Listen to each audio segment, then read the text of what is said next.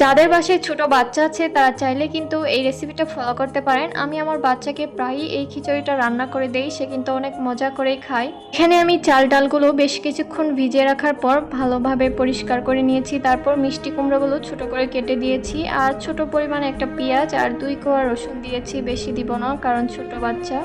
আর হলুদ আর লবণ পরিমাণ মতো দিবেন, আর সামান্য একটু জিরা দিয়েছি ফ্লেভারটা ভালো আসার জন্য। তারপর একটু সরিষার তেল দিয়ে ভালো করে মিক্স করে নিলাম।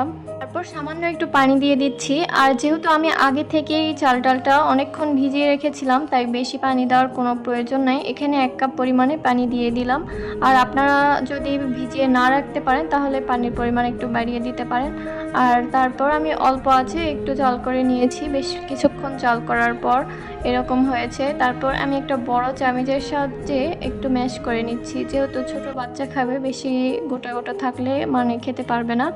যতটা সম্ভব এই চামচের সাহায্যে আপনারা ম্যাশ করে নিতে পারেন। যাদের বাচ্চা ছোট তারা চাইলে ব্লেন্ড করে নিতে পারেন। আমার বাচ্চা মোটামুটি খেতে পারবে তাই আমি চামচের সাহায্যে এভাবে করে নিলাম।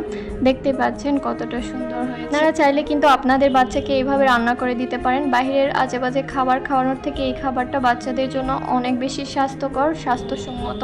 আমার বাচ্চা কিন্তু অনেক মজা করে খেয়েছে। তো ভিডিওটা যদি ভালো লেগে থাকে অবশ্যই টাইমলাইনে শেয়ার করে রেখে দিতে পারেন, পরবর্তীতে কাজে লাগবে।